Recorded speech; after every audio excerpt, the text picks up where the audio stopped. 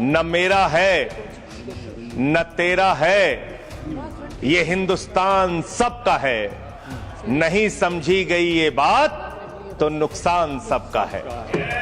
जो आकर मिल गई इसमें वो दिखलाई नहीं देती, जो नदियां मिल गई इसमें वो दिखलाई नहीं देती, महासागर बनाने में मगर एहसान सबका है। सरकार माई बाप यानी कि जो सरकार होती है वो लोगों की माई बाप होती है, मां की तरह ख्याल रखती है, पिता की तरह ख्याल रखती है। लेकिन अगर कोई सरकार अपने बच्चों को उसका गला घोटने पे उतारू हो जाए तो वो फिर सरकार निष्पक्ष सरकार नहीं है। और आज आप जो काम कर रहे हैं इस बिल के माध्यम से, आप बाबा साहब डॉक्टर भीमराव अंबेडकर जी के द्वारा लिखे गए संविधान की हत्या कर रहे हैं।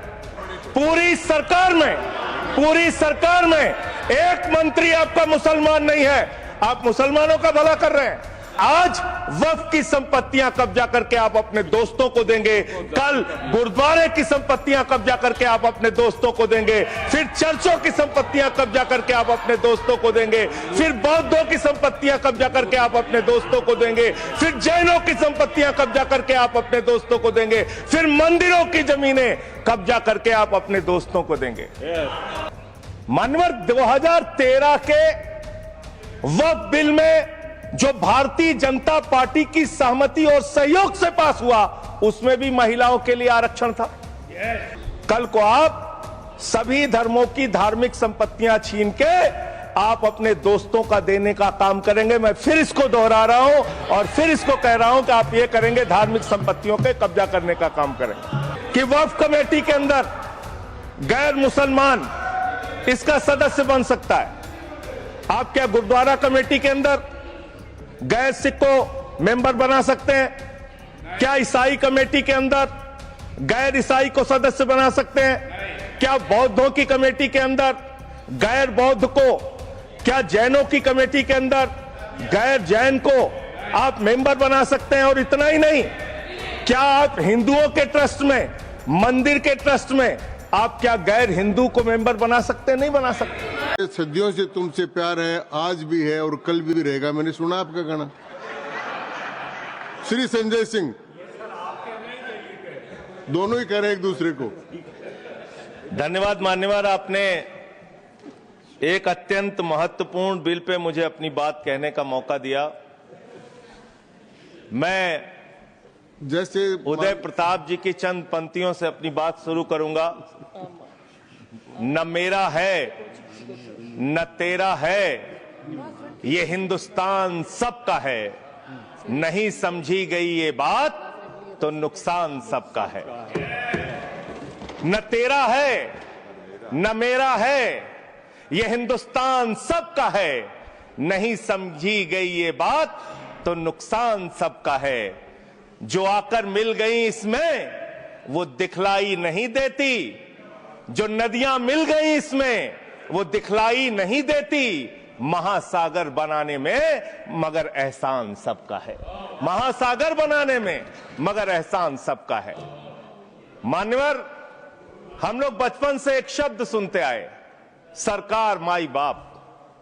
सरकार माई बाप यानी कि जो सरकार होती है वो लोगों की माई बाप होती है, मां की तरह ख्याल रखती है, पिता की तरह ख्याल रखती है।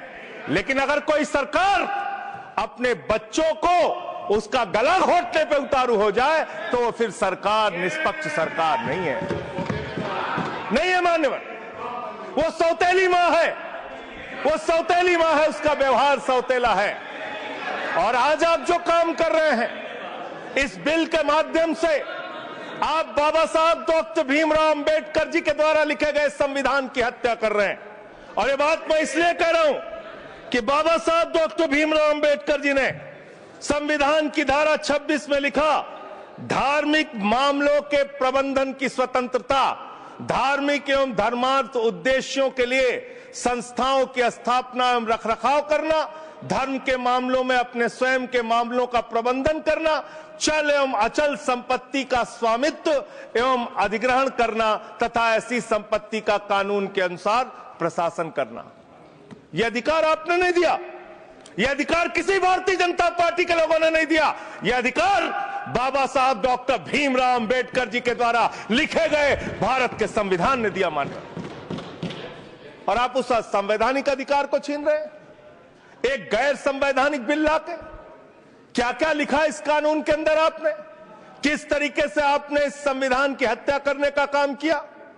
आप बड़ी बड़ी बातें कर रहे हैं। यह सरकार कह रही है कि ये कानून हम मुसलमानों के भले के लिए आ रहे हैं। जब मैं आपसे सुनता हूं तो मुझे लगता है कपिल शर्मा कॉमेडी सर्कस में बोल रहा है। आप मुसलमानों का भला कर रहे हैं, आप मुसलमानों का भला कर रहे हैं। दोनों सदन में एक भी सदस्य, दोनों सदन में सिर्फ एक सदस्य गुलाम अली को छोड़ के एक भी सदस्य आपका मुसलमान नहीं है। आप मुसलमानों का भला कर रहे हैं, आप मुसलमानों का भला कर रहे हैं।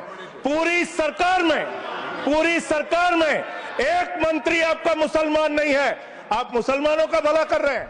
दो नेता अपने घरों में आपने बैठा दिया, मुख्तार अब्बास नकवी, शाहनवाज हुसैन, दोनों की राजनीति आपने खत्म कर दी। आप मुसलमानों का भला कर रहे हैं, आप मुसलमानों का भला कर रहे हैं, आप मुसलमानों का भला कर रहे हैं। अरे सुनना सीखो पहले। मानवर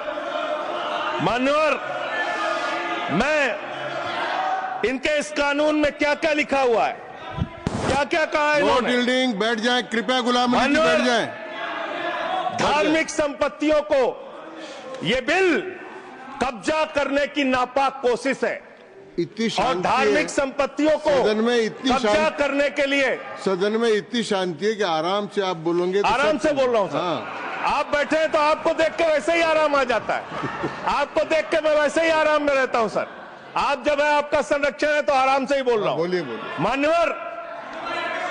मान्यवर, धार्मिक संपत्तियों को कब्जा करने की एक कोशिश है। इसलिए इस बिल पर न हिंदू को खुश होना चाहिए, न सिख को खुश होना चाहिए, न ईसाई को खुश होना चाहिए, न जैन को खुश होना चाहिए, न बौद्ध को खुश होना चाहिए, क्योंकि नंबर सबका आएगा। और आज वक्फ की संपत्तियां कब्जा करके आप अपने दोस्तों को देंगे, कल गुरुद्वारे की संपत्तियां कब्जा करके आप अपने दोस्तों को देंगे, फिर चर्चों की संपत्तियां कब्जा करके आप अपने दोस्तों को देंगे, फिर बौद्धों की संपत्तियां कब्जा करके आप अपने दोस्तों को देंगे, फिर जैनों की संपत्तियां कब्जा करके आप अपने दोस्तों को देंगे, फिर मंदिरों की जमीनें कब्जा करके आप अपने दोस्तों को देंगे। आप तो वो लोग हैं जिन्होंने प्रभु श्री राम के मंदिर में भी घोटाला किया। मान्यवर, प्रभु श्री राम के मंदिर के जमीन में घोटाला किया। मैं कागज दूंगा सर, मैं कागज दूंगा। कर दिया मैंने। ये लोग राम मंदिर में घोटाला करने वाले लोग हैं, राम मंदिर की जमीन का चंदा खाने वाले लोग हैं सर। ये लोग 2 करोड़ की जमीन 5 मिनट में 18 करोड़ में बेची सर इन लोगों ने। 16.5 करोड़ का घोटाला किया, 18.5 करोड़ में जमीन बेची। ये राम मंदिर में घोटाला करने वाले लोग हैं सर। मान्यवर, अरे प्रभु श्री राम के नाम का पैसा खाते हो तुम लोग। अरे बैठ जाओ, राम मंदिर का पैसा खाते हो। अरे राम मंदिर में घोटाला करते हो, बैठो। अरे राम मंदिर का चंदा खाते हो। अरे चंदा चोरो बैठो, चंदा चोरो बैठो, चंदा चोरो बैठो, बैठो चंदा चोरो, चंदा चोरो बैठ जाओ। चंदा चोर हो तुम लोग चंदा चोर हो, चंदा चोर हो तुम लोग, चंदा चोरो, चंदा चोरो, चंदा चोरो बैठो। 1 मिनट को प्लीज। चंदा चोरो बैठो। सभापति महोदय Shri Gajendra Singh ji. Sir I am not yielding sir, I am not yielding. सदस्य ने चंदा चोरी किया इन्होंने सर, राम का पैसा खाया करने वाले राम का पैसा खाया सर इन्होंने। राम मंदिर का विषय, राम मंदिर में चंदा चोरी किया इन्होंने। बैठ जाए। चंदा चोर है सर ये लोग, इन्होंने प्रभु श्री राम का चंदा खाया। कृपया बैठ जाए। चंदा चोरी किया सर, कृपया बैठ जाए। राम मंदिर के संबंध में सर राम मंदिर के संबंध में कहे गए सभी शब्दों को मैं कार्रवाई से निकाल रहा हूं, कार्रवाई से निकाल दिए। 2 करोड़ की जमीन 18.5 करोड़ में खरीदी इन लोगों ने। 2 करोड़ की जमीन अयोध्या में 18.5 करोड़ में खरीदी। मान्यवर, कृपया मान्यवर, मेरा टाइम बचाया जाए सर।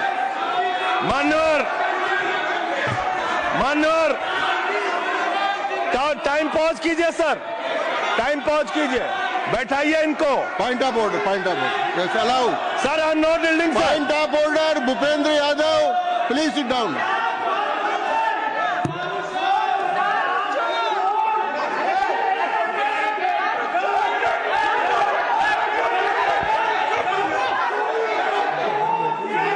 भाई पॉइंट ऑफ ऑर्डर मैंने दिया, आप जाइए स्थान पर, कृपया अपने स्थान पर जाएं। मैंने व्यवस्था का प्रश्न उठाने का मौका दिया भूपेंद्र जी यादव को। आप सब लोग अपने स्थान पर जाएं, कृपया अपने स्थान पर चले जाएं, कृपया अपने स्थान पर जाएं, सबको चोर बना, कृपया बैठे। मैंने भूपेंद्र जी, कृपया बैठ जाएं, कृपया। श्री भूपेंद्र यादव सर, मैं पहले Bhupendra ji, yes sir, Bhupendra Yadav sir, Madan ji Rathore कृपया बैठ जाएं।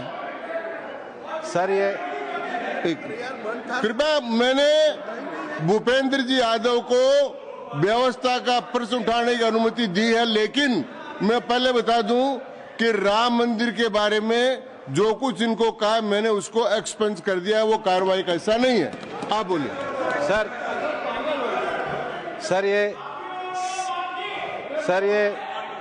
सर ये सदन का उच्च सदन है। रूल में बता देता हूं, रूल 238 और 240। आप 238 और 240, 238 and 240, you read it. Sir there are sir 2 rules है, 238, 240। मेरे को बुक की जरूरत नहीं है। हाउ टू स्पीक ये 238 है। सर 240 बड़ा इंपॉर्टेंट है जी। सर, कोई भी सदस्य अगर इररिलेवेंट बोलता है, अगर तो ये चेयर की पावर है कि उस सदस्य को रोक सकते हैं। जो विषय डिबेट से जुड़ा हुआ नहीं है, जो विषय सदन से जुड़ा हुआ नहीं है, इररिलेवेंट विषय को आपको रोकने का अधिकार है। जो सदस्य संजय सिंह जी बोल रहे थे वो इररिलेवेंट है। तीसरा एक और विषय सर, 238 में बोलने के बाद जो असंसदीय शब्द है, किसी भी पार्टी के बारे में, किसी के बारे में जो असंसदीय शब्द है वो बोले गए हैं, तो उसकी भर्त्सना भी हाउस पूरी तरीके से करता है। माननीय Tiruchi Shiva, Sir, I also stand on the. Please I am allowing mister Tiruchi Shiva. I also stand on the same rule, sir. 238 and 240. You didn't quote 238. You remember 240, but 238 you are well versed, I know, but you are not quoted. Nothing refer, only the rule number. Yes, yes. Refer to any matter of fact on which a judicial decision is pending. No. Make a personal charge against a member. No. Please. What is? Please. Kindly listen. Hello, please. I'm on a point of order. I'm on a point of order. I'm on a point of order. Point of order आपने allow किया है। What is that? Point of order आपने allow किया है। Rule 240. बैठ जाए Sir, सुन ले एक बार। sir. मैं निर्णय मुझे करना, आप तो सुन तो लें। आप बैठे। Sir, what's only 240. 240 which is मैंने quoted, दोनों sir. 238, Sir, sir. 240 दोनों देख लिए। Please, sir. हाँ। Rule 240 says, the chairman, after having called the attention of the council to the conduct of a member who persists in irrelevance or in tedious repetition. You didn't call, sir. Whether it is irrelevance or repetition has to be decided by the chair. So, the chairman. आप सुनो ना भाई, please. Hello, please. I'm speaking to the chair. Please तो I'm speaking to the chair. इधर देखिए ना। Sir, it is we leave it to your discretion and Yes. decision, sir. Yes. And not it is repetition or irrelevance can be decided by any other member, sir. Only you, sir. Okay, thank you. मैंने श्री भूपेंद्र जी यादव ने 240 में ये और है कि अगर कोई दूसरा सदस्य भी किसी सदस्य के इररिलेवेंट डिबेट को सपोर्ट करता है तो उसको भी डिबार करना चाहिए। आपको शिवा को भी करना चाहिए। आप एक सेकंड। मेरी व्यवस्था यह है कि 238, 240 के अंतर्गत मैंने ऑलरेडी जो असंसदीय शब्द थे वो और राम मंदिर के बारे में, क्योंकि ये विधेयक की परव्यू में नहीं आता है, इसलिए मैंने राम मंदिर के बारे में इनके लगाए गए इलेक्शन और असंसदीय शब्दों को कार्रवाई से निकाल दिया। धन्यवाद। मान्यवर, आपने कहा कि इससे आप पिछड़े मुसलमानों का भला करने जा रहे हैं। सुनने में बहुत अच्छा लगता है कि आप पिछड़े मुसलमानों का भला करने जा रहे हैं। आपने इसमें कहा कि आप महिलाओं का भला करने जा रहे हैं। सुनने में बहुत अच्छा लगता है कि आप महिलाओं का भला करने जा रहे हैं, लेकिन ये सरकार और यहां पे इस समय मंत्री जी नहीं है, मैं उनसे पूछना चाहता हूं, आप देश को और सदन को गलत जानकारी क्यों दे रहे हैं? मानवर 2013 के वक्फ बिल में जो भारतीय जनता पार्टी की सहमति और सहयोग से पास हुआ, उसमें भी महिलाओं के लिए आरक्षण था। मना कर दीजिए कि नहीं था? मना करिए कि हम गलत बोल रहे हैं। मानवर मंत्री जी ने कहा 1 करोड़ सुझाव आया। मैं आपसे पूछना चाहता हूं, कितने करोड़ ईमेल आए, कितने करोड़ पत्र आए, कितने करोड़ सुझाव आए?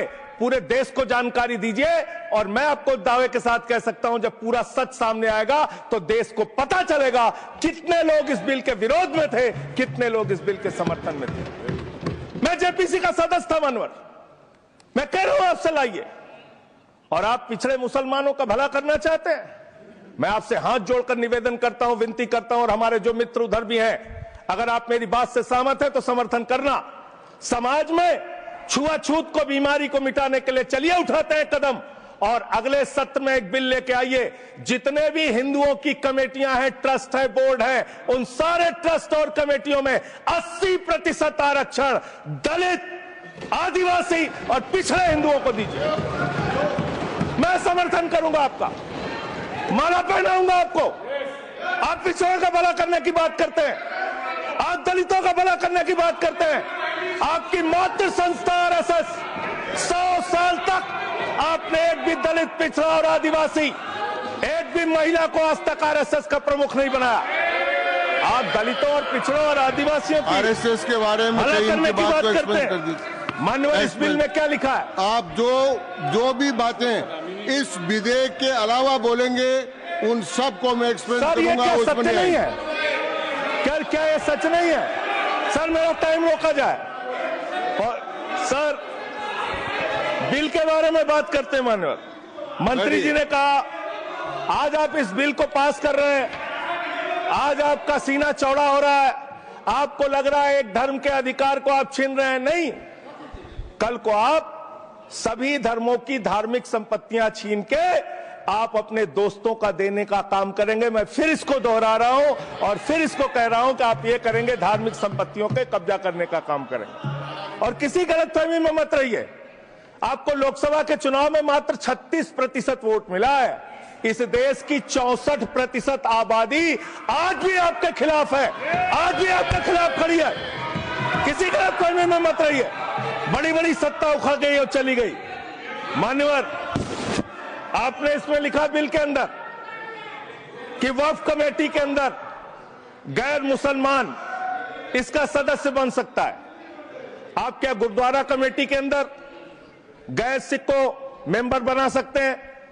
क्या ईसाई कमेटी के अंदर गैर ईसाई को सदस्य बना सकते हैं? क्या बौद्धों की कमेटी के अंदर गैर बौद्ध को, क्या जैनों की कमेटी के अंदर गैर जैन को आप मेंबर बना सकते हैं? और इतना ही नहीं, क्या आप हिंदुओं के ट्रस्ट में, मंदिर के ट्रस्ट में आप क्या गैर हिंदू को मेंबर बना सकते हैं? नहीं बना सकते, नहीं बना सकते। आप एक झूठ फैला रहे हैं देश भर में, देश भर में झूठ फैला रहे हैं। आप कह रहे हैं ये मैं पढ़ रहा हूं राम मंदिर का, सर, राम मंदिर ट्रस्ट। झूठ शब्द असंसदीय है, जो असंसदीय शब्द है उनको निकाल दीजिए। सत्य से परे, सत्य से परे। सर, ये प्रभु श्री राम के मंदिर का ट्रस्ट, मैं इसका समर्थन करता हूं। नहीं, आप सर, मैं इसका समर्थन कर रहा हूं। ये सब्जेक्ट नहीं है सर, समर्थन कर रहा हूं। सुन तो लीजिए, आप कहे से नहीं सुनूंगा। डिस्ट्रिक्ट मजिस्ट्रेट प्रोसीडिंग में नहीं आएगा। सर, मेरी बात तो बिल्कुल नहीं आएगा। सर, मेरी बात सुन लीजिए। घनश्याम जी प्लीज, चेयरमैन साहब, district magistrate of Ayodhya will be ex officio trustee who will be a practising Hindu. If the DM is not Hindu, then additional district magistrate will be an ex officio member of the trust. हम इसका समर्थन करते हैं sir, Hindu धर्म के trust में हिंदू को member होना चाहिए, आपने लिखा, हम इसका समर्थन करते हैं। लेकिन आप दूसरे धर्मों के ऊपर कह रहे हैं। कल को आप गुरुद्वारा कमेटियों में कहेंगे सिख नहीं दूसरे धर्म के लोग इसमें आएंगे, कल को आप जैन कमेटियों में घुसड़ेंगे, बौद्धों की कमेटियों में घुसड़ेंगे। ये बात गलत है, ये पूरी तरीके से गलत है। और आज पूरे देश को आप बताइए, मान्यवर, पूरे देश को आप बताइए, 2009 में आपने अपना घोषणा पत्र जारी किया था, मैनिफेस्टो। ये मैनिफेस्टो आपका लेके आया हूं, ये तो आपका डॉक्यूमेंट है, मेरे घर नहीं बना। इस मैनिफेस्टो में लिखा है इन्होंने कि 2009 के मैनिफेस्टो में लिखा है कि वक्फ की जमीनों पर जो अवैध कब्जे हुए हैं, के.आर. रहमान की कमेटी की रिपोर्ट के हिसाब से हम मुस्लिम धर्म गुरुओं के साथ बातचीत करके उसको खाली कराने का काम करेंगे। कितना दोहरा चरित्र है आपका। आपने कहा वक्फ की जमीनों को खाली कराने का काम करेंगे जिसपे कोई और कब्जा कर रखा है। मान्यवर, एक और बात, सुप्रीम कोर्ट के अंदर आप कह रहे हो कागज चाहिए, कागज चाहिए। मंत्री जी ने कहा कागज चाहिए। मंत्री जी, आपको कागज की बहुत जरूरत होती है, कागज आपको चाहिए। आपकी सरकार ने 2020 में, ये पूरे देश को देखना चाहिए, पूरे देश को सर, 2020 में मैं जेपीसी का मेंबर था, ये कागज वहां मिला मैं 2020 में सुप्रीम कोर्ट में। सर आप, मेरी बात नहीं आ रही सर मेरी बात नहीं आ रही। 2020 में मान्यवर, इस भारत की सरकार ने, मोदी जी की सरकार ने शपथ पत्र दिया सुप्रीम कोर्ट में। से क्या लिखा हुआ है? 99% वक्फ की संपत्तियां डिजिटाइज हो चुकी हैं। मुख्तार अब्बास नकवी साहब आपके मंत्री थे, उनका बयान है 100% वक्फ की संपत्तियां डिजिटाइज हो चुकी हैं। तो जब आप सारी संपत्तियां डिजिटाइज कर चुके हैं, सब कुछ ऑनलाइन कर चुके हैं वामसी पोर्टल में, सारे कागजात जांच चुके हैं, तो क्या आप फसाद कराने के लिए फिर से कागज मांग रहे हैं? फसाद कराने के लिए आप फसाद कराने के लिए कागज मांग रहे हैं। आप फसाद कराने वाले हिंदू हैं, हम सौहार्द फैलाने वाले हिंदू हैं। यह बुनियादी फर्क है, यह बुनियादी फर्क है आप में। आप देश भर में फसाद, नफरत, लड़ाई, झगड़ा कराने का काम करते हैं।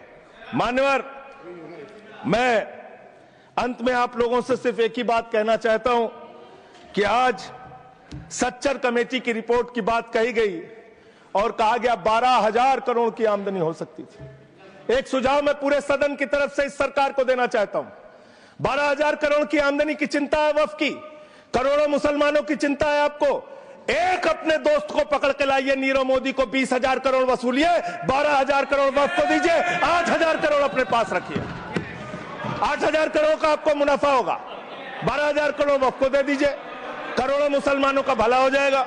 मान्यवर, अंतिम बात कह के आपने कहा सच्चर कमेटी की रिपोर्ट से 12,000 करोड़ की आमदनी की बात कही गई है। अर्ध सत्य मत बोलिए, पूरा सत्य बोला कीजिए।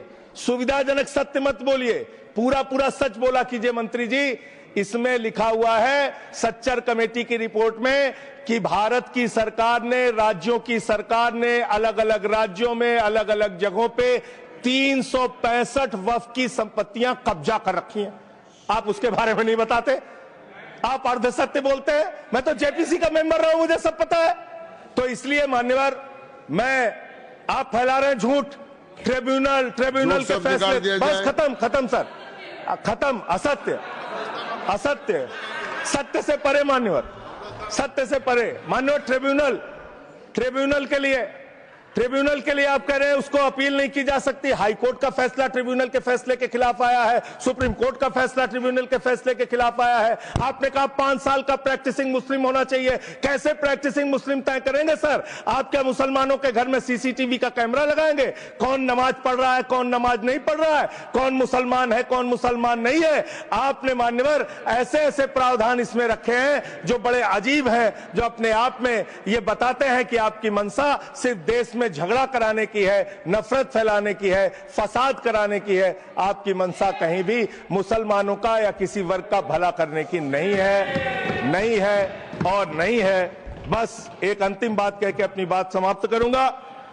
ये काम आपने देश के अंदर बहुत अच्छा शुरू कर दिया। आप एक काम करते हैं, देखो मुसलमानों को ठीक कर रहा हूं, दूसरी तरफ महंगाई बढ़ रही है, नुकसान हिंदुओं का। 94 लाख करोड़ रुपए शेयर बाजार में डूब रहा है, नुकसान हिंदुओं का। ये बच्चे- 11 लाख बच्चे सब्जेक्ट स्कूलों से नहीं बाहर है। निकल गए, नुकसान हिंदुओं का। तो मुसलमानों का को ठीक करने के नाम पर आप नुकसान देश के करोड़ों हिंदुओं का भी कर रहे हैं। इसलिए ये सब बातें करके देश में आप नफरत फैला के ये सब झगड़े फसाद के काम मत धन्यवाद। कीजिए। और अंत में आपसे एक ही बात दो कहना तीन चाहता हूं, बार अभी भी वो मौका है इस बिल को जो गैर संवैधानिक है, जो बाबा साहब के संविधान के खिलाफ है, इसको वापस लीजिए। धन्यवाद माननीय श्री दूंगा किरण ही। रिजिजू जी। माननीय संजय सिंह जी को मैं जवाब देना चाहता हूं, सबको जवाब देंगे, लेकिन समस्या ये है, माननीय मंत्री जी को हस्तक्षेप करने का अधिकार है। जब मैं when I will reply to everybody. Please मैं सबको जवाब दूंगा। मैं सिर्फ इतना ही कह रहा हूं कि संजय सिंह इतना तर्कहीन बात करते हैं, जवाब देने के लिए जगह भी नहीं है, पॉइंटलेस बात करता है, बिल से संबंधित नहीं, इधर उधर का बात करता है। पॉइंट में बात कीजिए, मैं जवाब दूंगा बाद में। श्री येरम वेंकट सुब्बा रेड्डी